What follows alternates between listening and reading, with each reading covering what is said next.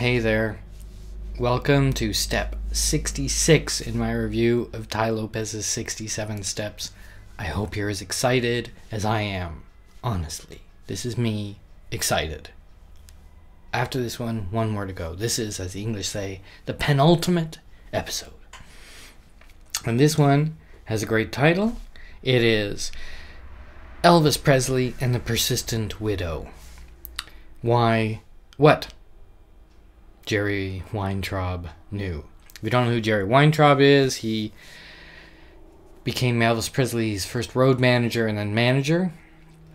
I believe it was on his watch that Elvis Presley OD'd, but a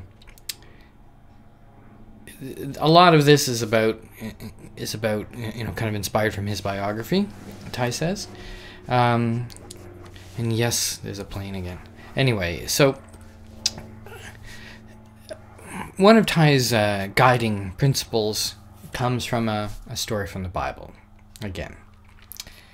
And this is about the story of the persistent widow. Now, I don't know where in the Bible it is. Well, what do I know from Bible? So, there you go.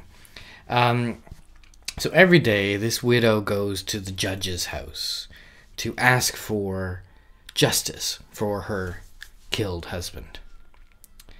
And she goes every day. Every day. He says no. He says no. He says no. He says no. She comes back. He says no. She comes back. He says no. You get the idea.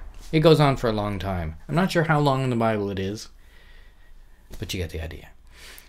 Finally, he says that even though I don't like you and you're driving me crazy, you know what? I'm going to look into this thing just to get you off my back. I don't know how it's put in the Bible exactly. He thinks it's not exactly like that. But this idea of persistence is then transformed, ironically, to Jerry Weintraub.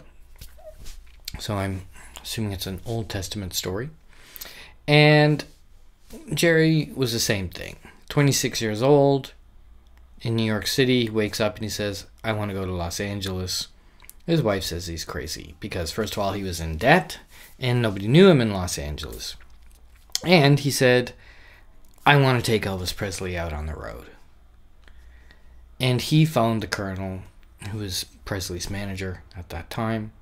He phoned the colonel basically for a year. Until finally the colonel said, okay, take him, go out on the road. And that was it, and he started. So persistence is a very important thing. Bill Gates says he didn't take a day off for 10 years, from 20 to 30.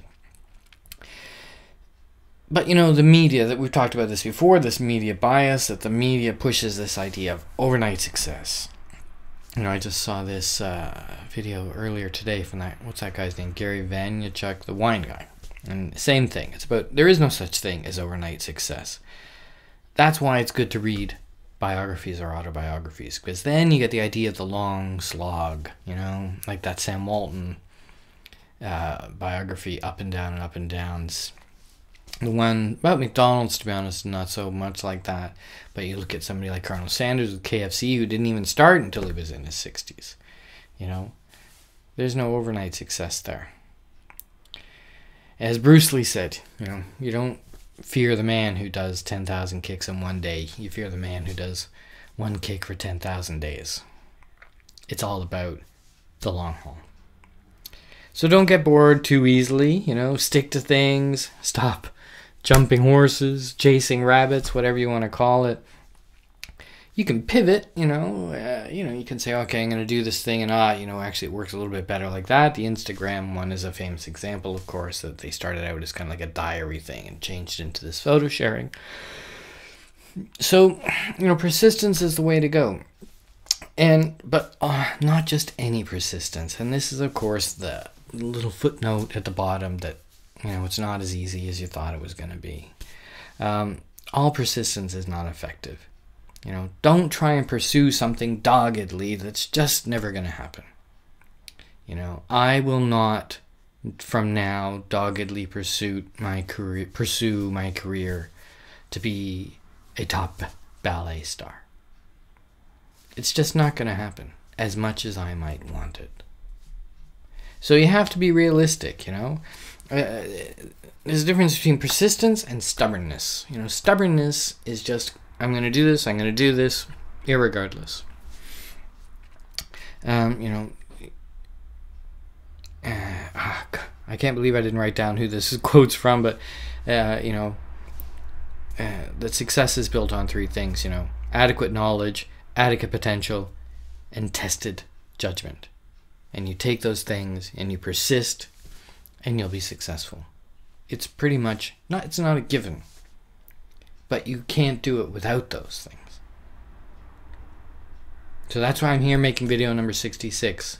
I'm not giving up. I've had some bad days and good days, but I'm not giving up. So here's our questions for the day. Number 1, what's an example that you should have been more persistent in? One day I'll sit down with you and I'll tell you all the things that I gave up on and all the things that I failed at. That'll be a longer video. Number 2 is, what's an example of something you stuck to and you should have packed it in? Maybe it was a business partnership. Maybe it was a partnership, relationship. You know, I hope it wasn't a dog, though. If you have an animal, you stick with them. I mean it. So, you know, sometimes you should give up. So learn about that. Was it being a professional baseball player or basketball player when you just couldn't make it? What's something right now that you should commit to and persist and get that returned value, you know? Think about it. What's the thing you should be, as Tai loves to say, doubling down on? Persist in that. Build up your knowledge, build up your potential, build up your ability to judge right and wrong in that area, and keep on going. You'll be a success, I hope. Let me know if you are down the road. Okay, next one is 67.